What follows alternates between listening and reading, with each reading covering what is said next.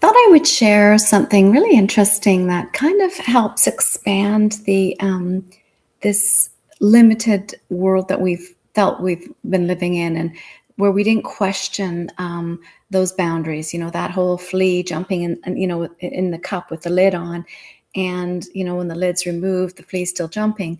We're at that right time right now where the lids come off, but most people are still jumping within the existing framework that the structures that we believe in. Therefore, the expectation keeps calling them forward, right?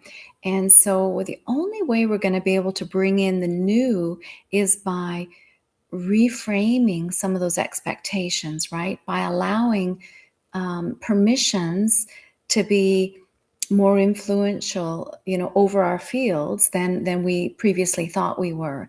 And the interesting thing, so this morning in my meditation, I was sitting there, and I always start with my heart. I go into my heart and I expand my threefold flame, but it's the essence of who you are, right? It's that it's your inner spark, that core, however you want to language it. This is again, it all comes down to your permissions, right? So your intention to expand your heart energy until you're sitting in this beautiful sphere of it.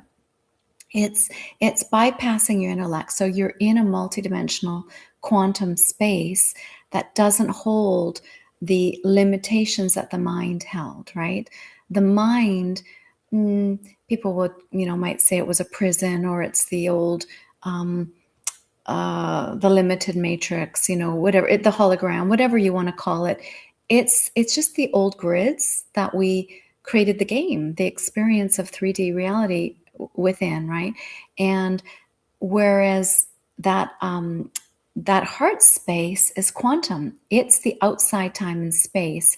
It's that part of us that gets intuition. It's the part of us that dreams, the imagination, right? It's the part of us that it's just the unmeasurables, right? So when we go back and heal our inner child, it's because that part of us can go back and feel it can. So it's funny, your mind might have the intention of healing those old stories or the past or a memory or something, but the only way that can happen is when you bring love and compassion, which is quantum energy, into that aspect of you. So you're maybe through talking to somebody else, maybe sitting in meditation and you call in your inner child. Your mind can take you so far, but you have to get quantum enough. That's that bandwidth through the heart, right?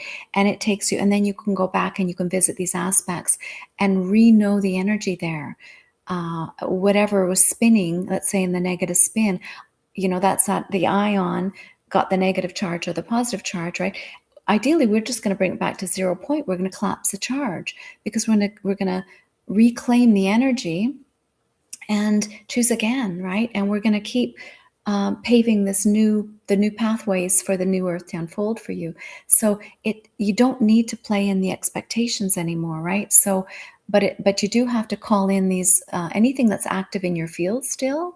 So anything that feels disempowering, and that's often the mirrors. So, and that kind of gets me into I wanted to talk about the mirrors, but my meditation this morning, which is really an interesting one, I'm in that space, I've expanded my heart energy, and I was in my field, and all of a sudden I knew, oh, my field, which is feel, right?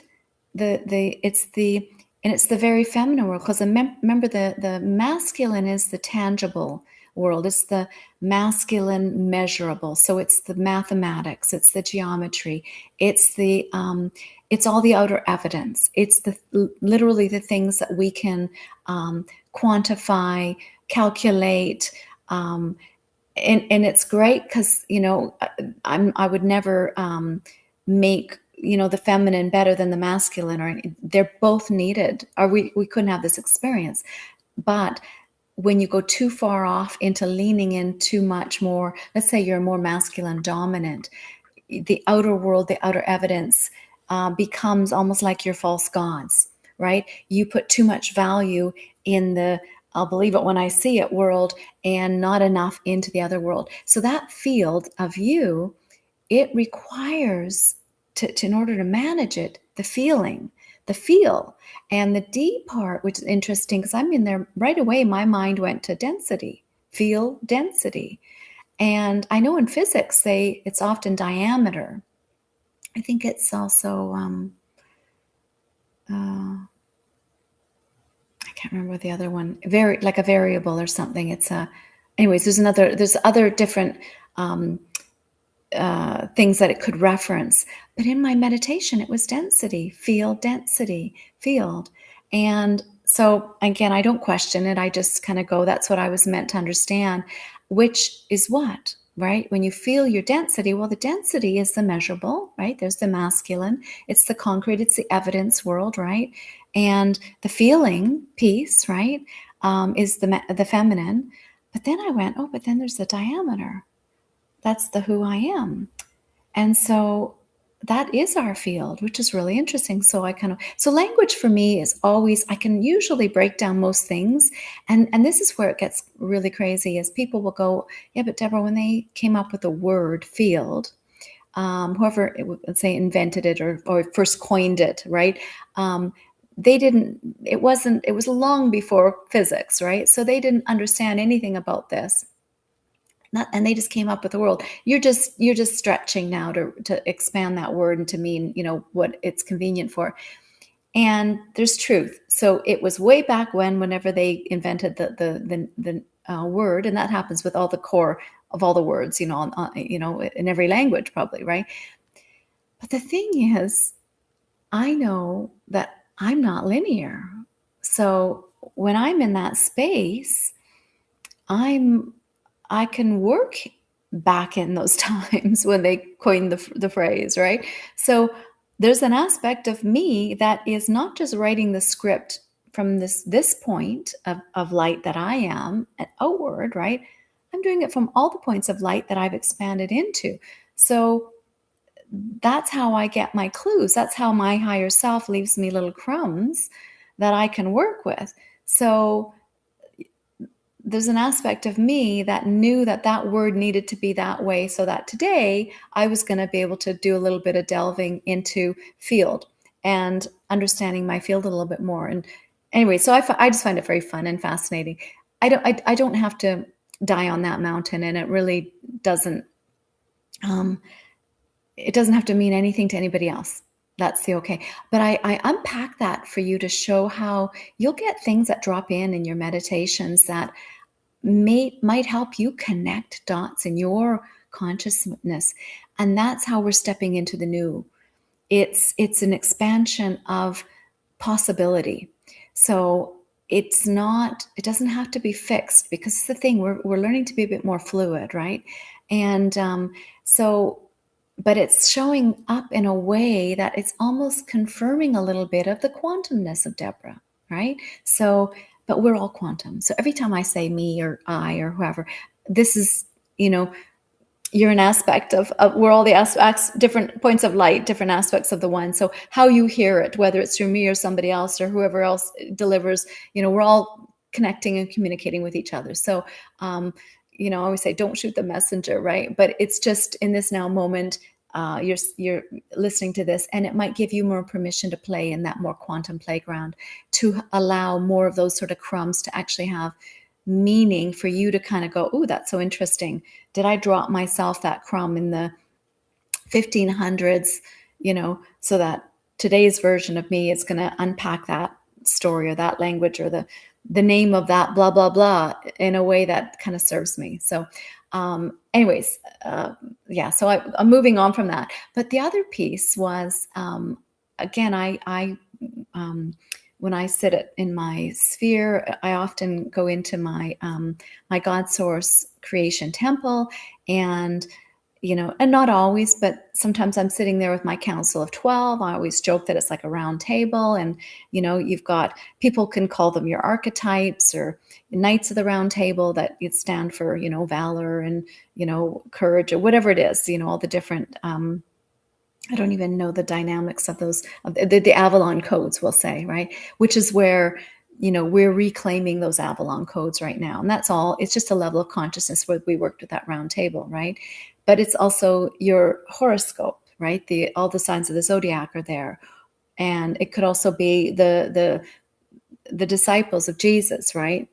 There's a lot of different 12s in humanity and a lot of different stories. And, depending on your beliefs, and that's the thing, there you might have this one active, but not these ones active, this one active, but not this, that sort of thing. But allow those 12 to each have their 12. And that's how it gets really interesting. And that's that 144,000. So, and I've talked about this in other videos, and that's when we're expanding into those higher states, when we've got access to all the different templates, right? I think that's your super conscious. That's just, again, this is just my loose framework. But so I was looking at something this morning that was on my on Instagram, and it was a beautiful photo. And I wonder if I can share it on. I don't know how to do this on my on my Zoom. I'll have to figure this out, because I'm on Zoom when I do these recordings, and yeah. But it's a photo of an atom, and and probably you could Google or search it.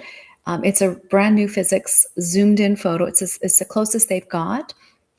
And this atom is very interesting because it of course it looks like an eye. There's that core in the middle, and then there's different shapes that go around it. And I think they like nuclei and different layers, we'll say, around it. And then at the outer edges, it kind of starts going off into all these. They're strings. They look like threads, right? They're just going, and there's tons of them. But the interesting thing, there's kind of sectioned. There's sections of these threads that go out that are basically antennae, or they're communicating somehow, right? They're sending and receiving somewhere, but they're sectioned into 12, which is really interesting. And then the inside, some of those inner forms, the layers that kind of make up the inner parts of it. I think there's a 9 shape in there. There's a 6 shape in there, and there's another 12 shape in there. And so it's a lot of those, the sacred geometry that, we know make up our mandalas and our auric fields. And, Robert Edward Grant works a lot with the sacred numbers and, patterns and that sort of thing. And it's all there. So there is a math to everything. We know that, right? This is, but there's a lot of, like the way that those communications go out, and they're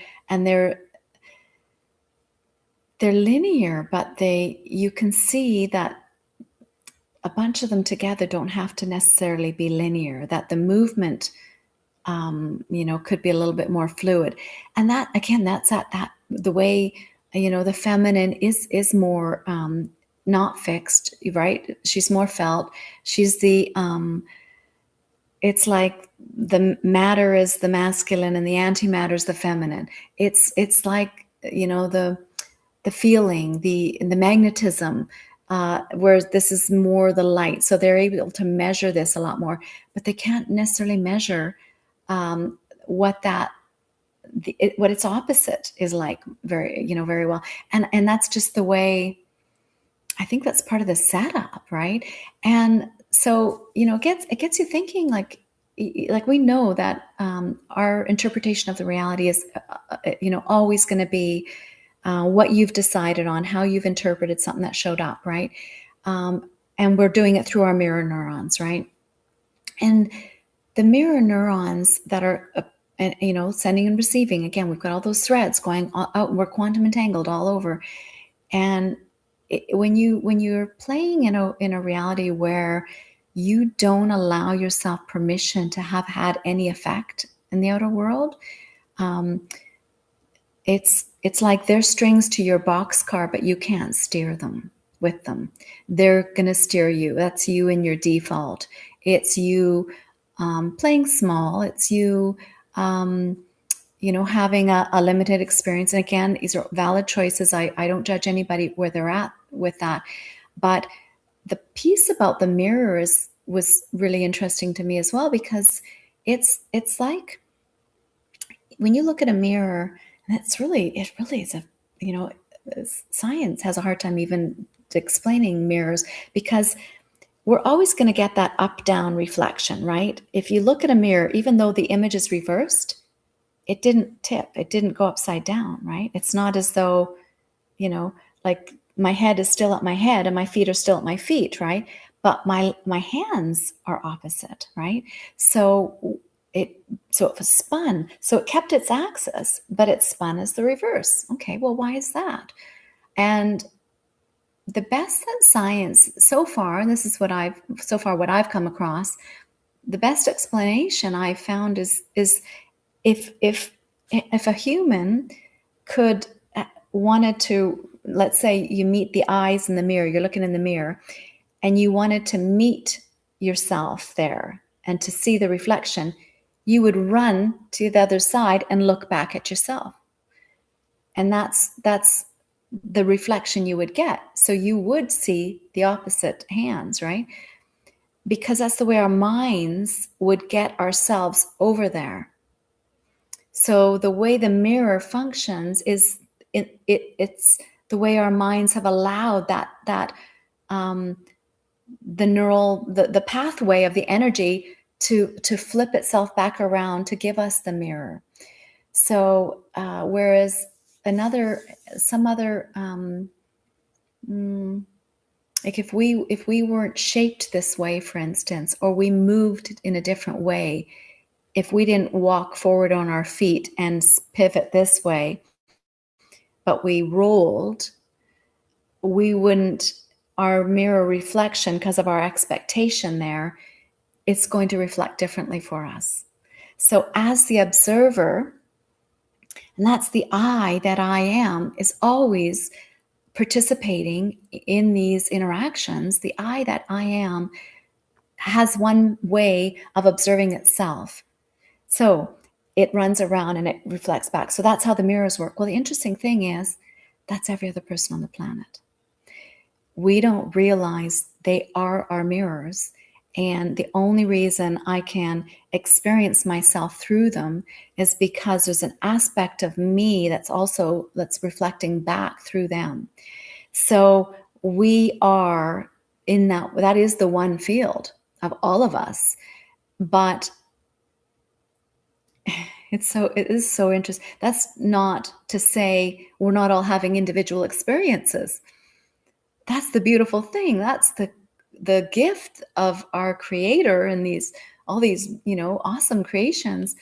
And I have a lot of fun with this sort of stuff. So hopefully I'm not boring anybody, but is that every person is almost like that creator in us ran around and was their eyes looking back at us, right?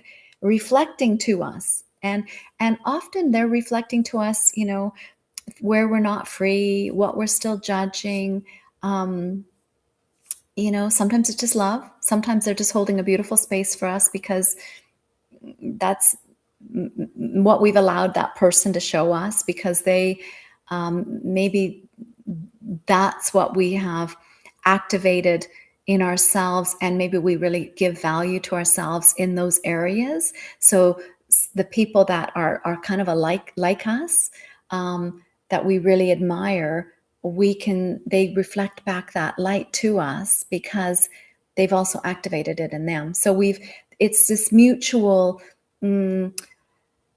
permission to have that divine in each other. And so we're just meeting there in this beautiful divine. I see you and I like your divinity, and vice versa. And it's the mutual, appreciation kind of, of each other. Whereas somebody else that meets you and it's not, let's say, a very kind space, that's showing you that you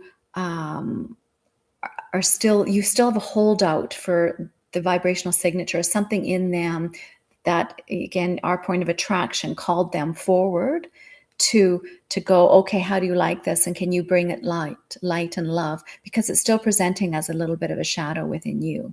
So that's the gift of that, is every person shows you either where you're free or where you're not free, right?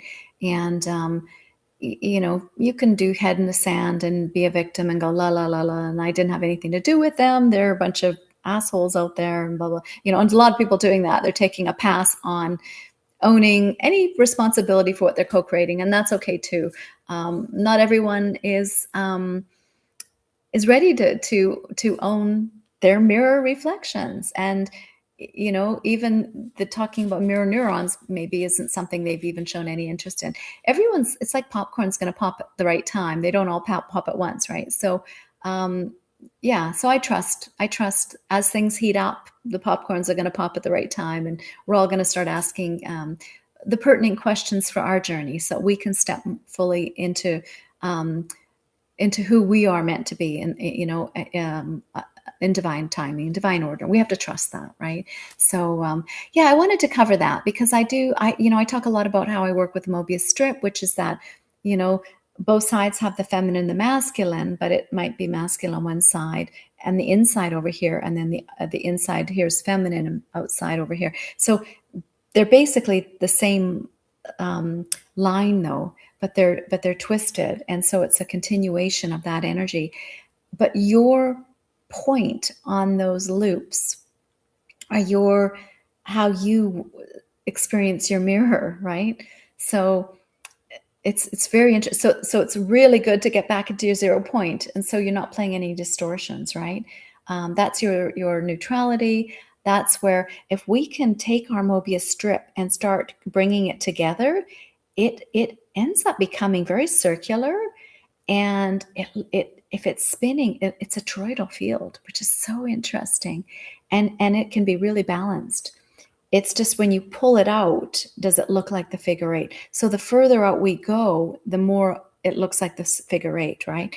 And it's and it has to be balanced. So that's a whole a law of correspondence, right? Every action has its equal and opposite. You can't pull out one side without inadvertently creating its opposite, right? And so that's where we need to take responsibility, right? So finding your way back to middle. Sometimes it takes you seeing the value in the other side.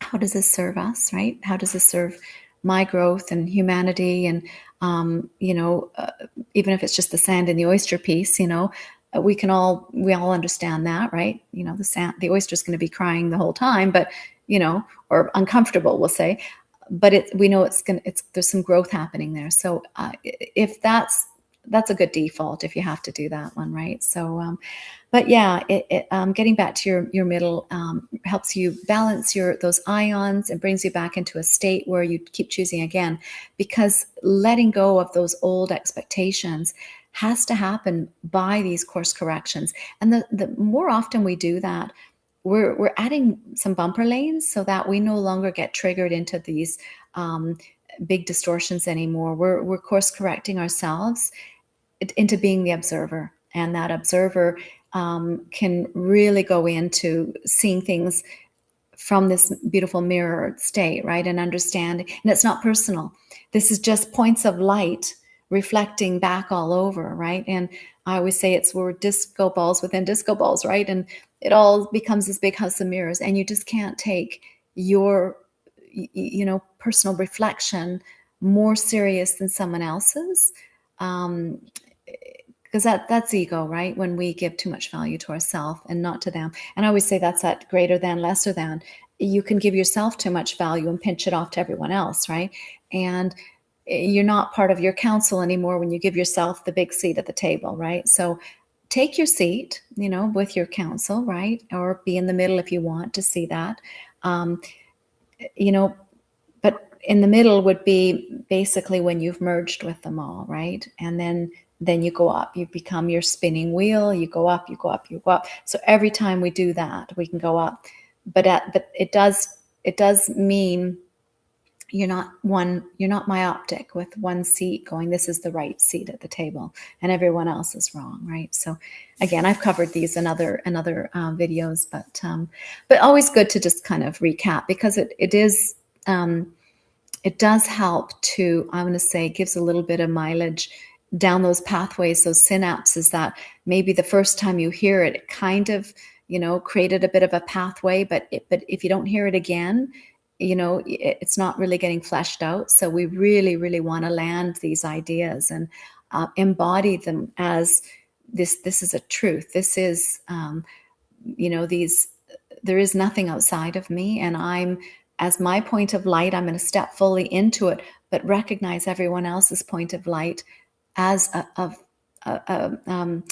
in their wholeness as well. Because if I've tried to be more enlightened than someone else, and I'm holding them in a state where I have no space or expectation for their wholeness, that's still holding them in shadow, right?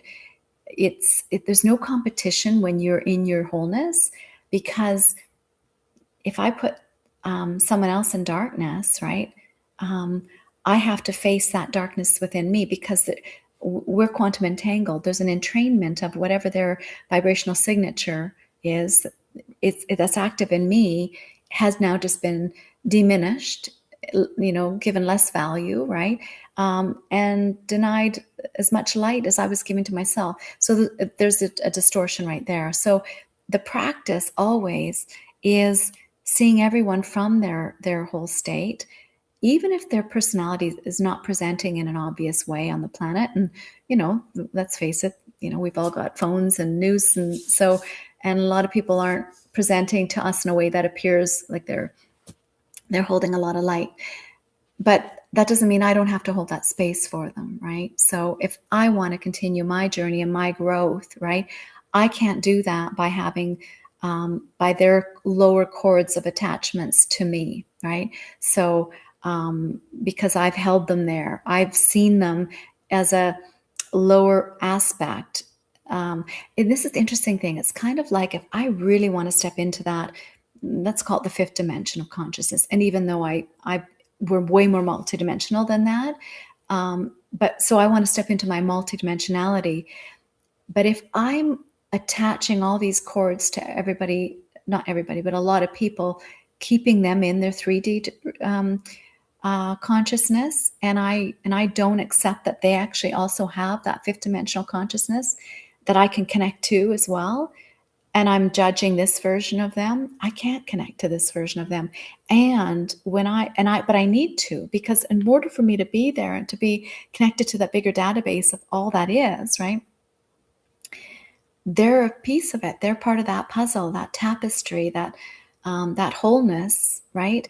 And I've said this before. It's kind of like, taking the city of New York and, turning off the lights in, Brooklyn and Chelsea or something, and you don't want to do that. You have to step into the full city of lights by bringing light into those areas through you, right? I am the way, the I, right? You be the I, right? That's the center of you, the atom of you, right? That, where you've got your council, you've got the 12, right? Although the mathematics of you needs to be so balanced, and not denying it, not playing God, not in any judgment anymore, just seeing what we've created and go, okay, I know I chose to create this, and I know that it all served, and breathe it back in, compassion and love, forgiveness, if that feels like it's appropriate for you, and go, okay, now what's coming, and keep playing with this new. Oh, I wonder what's going to show up here, and because you're going to give when you repurpose old energy, it's going to it's like lightning trying to touch down. It's your point of attraction with the lightning. It's going to keep calling in more points of attraction, like the like attracts like. And so you don't want to steer it into old stories, into old, again, lower people, right? You really want to accept that we're all on this higher bandwidth from this new earth, right? So you're going to keep extending that currency in there. I wonder how people are going to show up in the world. I wonder if we're going to have to, work 9 to 5. I wonder how we're going to, shop in the future. I wonder how we're going to move around. Are we teleporting? I wonder how, whether we're even going to need phones in the future, or whether, we're going to be able to beam hologram.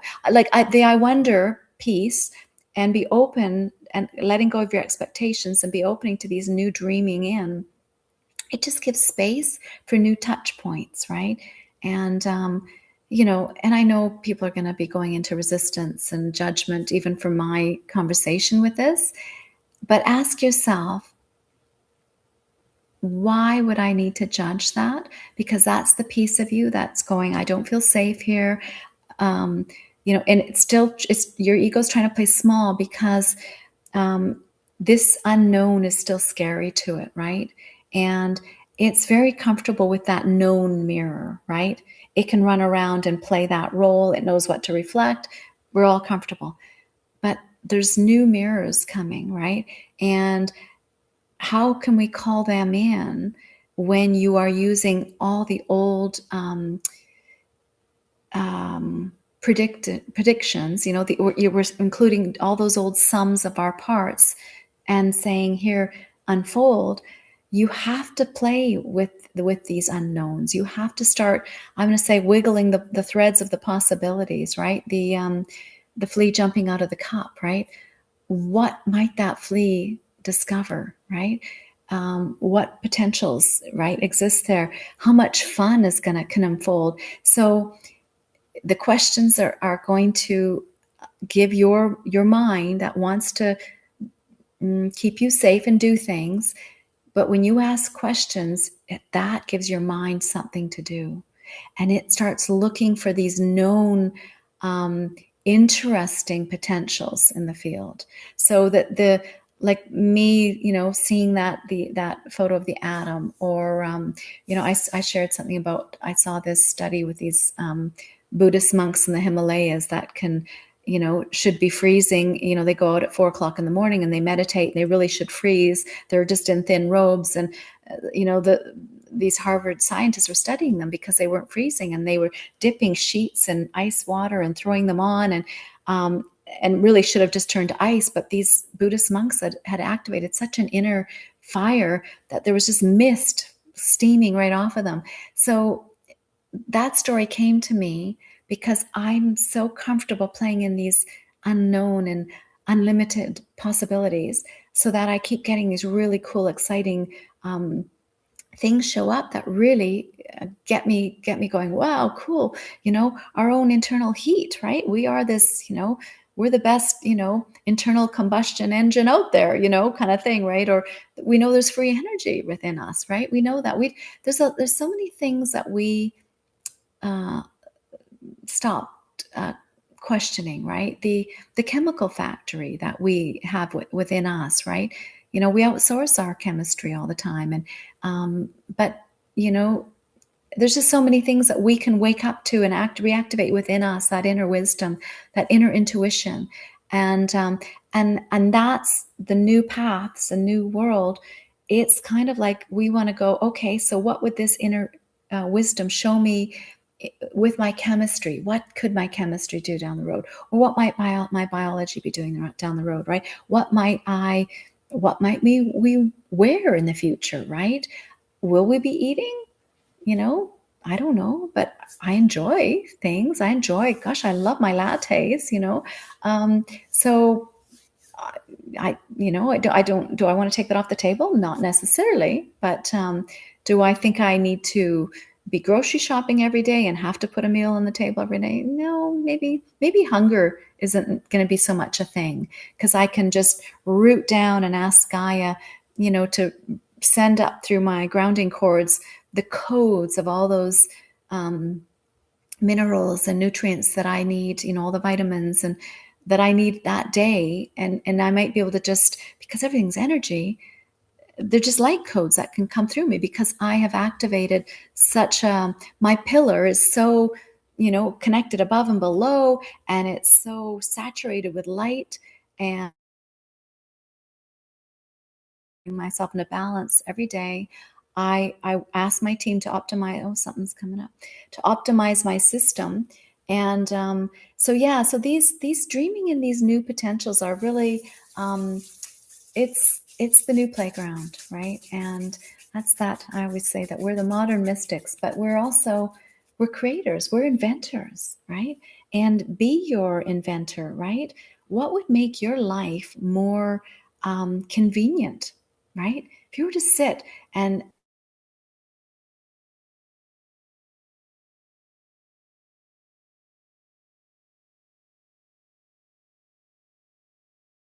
what would the perfect solution look like, right? So, oh, my computer's doing something funny. Sometimes I get weird. It's almost like it kind of blanks out. Um, and when I start coding, and we get surges of energy. So if you ever see, dead space or my sound cuts out, um, sometimes we get surges of the conversation is our transmissions, but I'm an energy channel, so my hands have a lot of energy flowing through them. And if you are open and available, ask your teams may you receive whatever is most appropriate for you in this now moment, in the most appropriate way, and then trust and surrender. And you'll get something out of these. I know I've got some beautiful intuitive friends that I've shared what these light codes mean for them and how they come through for them, and it's very beautiful. It's it's all so different. We're all so different, and we're all coded to receive so differently, right? So, and whenever I'm rocking like this is Kundalini. It's um, part of my Earth connection, I believe, and it just helps move the light codes, right? So again, your systems work together. There's a cooperative nature to them. One of my meditations was a really interesting one where I had two different directions, like this, two different directions going up my pillar, and they were funnels. And the one funnel opened at the top, and it was a receiving one, and the one funnel opened at the bottom, and it was the um, pulling up and clearing. So it was the releasing. And the releasing one spun counterclockwise, and the one that was receiving was spinning clockwise, which was very interesting. But the way they showed it was almost like they were black holes but it was very interesting with two ends that were open, and it was yeah, it was just very interesting.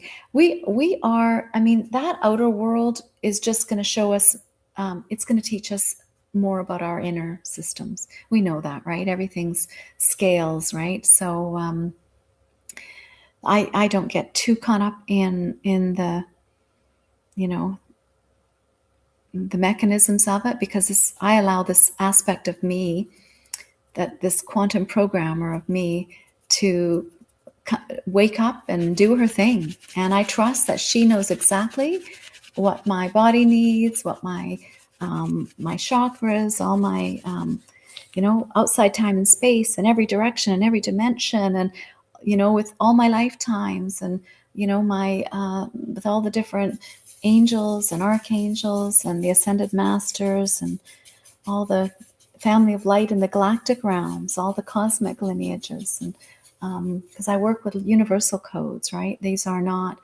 and inner earth codes, right? They are. I mean, we've got the elementals that come in and work with us.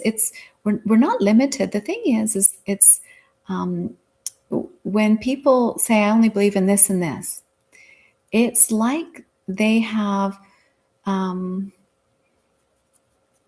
shut a bunch of doors, and and the house no longer has the air movement through it, right? and and there's a bunch of things behind those doors that they can't see. There might be gifts in there that they can't access, right? Wisdom that is associated with those lineages, because like the planets, they hold a lot of our codes for different things. And the astrology will tell you that, right?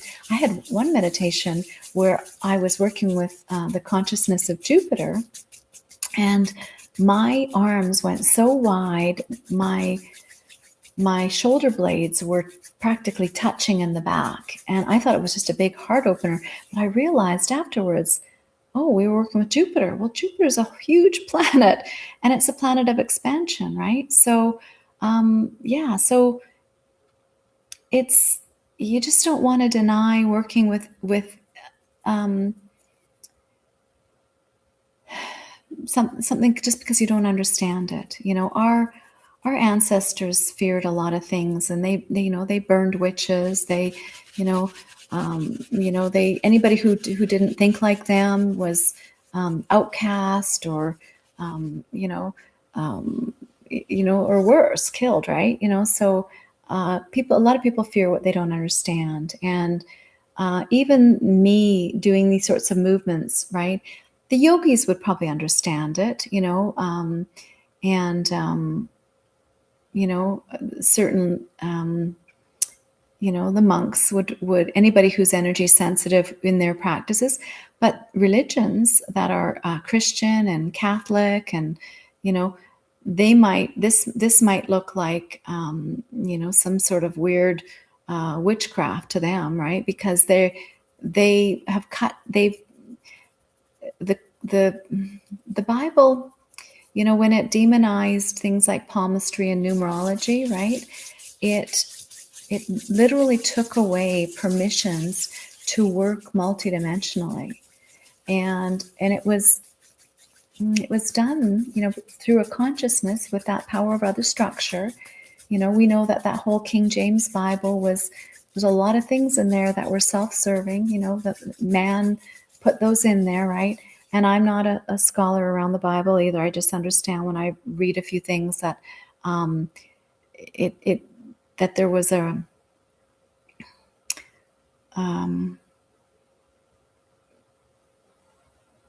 what's the word? Women in particular, having to serve their man, and there's a whole bunch of things in there that were really disempowering to people. But their higher gifts were, you had to go through a middleman to talk to God, right? You had to go into his house of worship. They told you that there was no, like, no one was told that they have a God connection within them, the same as any minister, bishop, pastor, priest. It's all there, right? They have no more permission to speak to God than you do, right? They just have more practice at it, right? But they also gave themselves permission, and that's the biggest thing.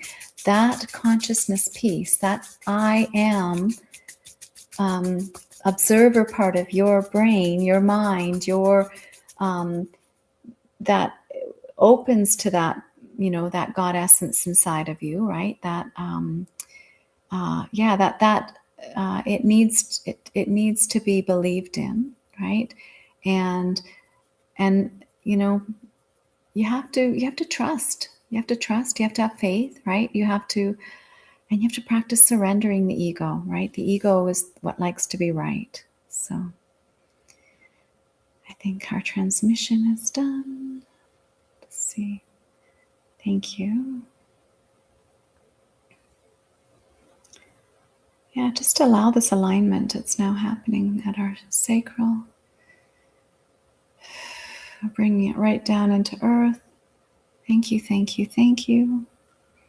May we record this and be made accessible by all those who are ready, as appropriate. May we be grounded and anchored and divinely balanced and attuned in our bodies. May the light codes integrate and unfold with grace and ease in divine timing. I thank you, thank you, thank you. Okay. It is done. Thank you. Thank you for joining me here. I always appreciate just having an opportunity to be witnessed, because that it's not been easy for me. I've been so scared to be seen. And then finally I just hit a point, and it's like, I can't, it's not, I have no fear there anymore. So you've done enough shadow work, right? When you just, it's because the shadows would also be an aspect of the one, and I can see them and to send them love. So, So we're safe here. We're good, and we've got this, and we're creating a new reality. So thank you for joining me. Bye now.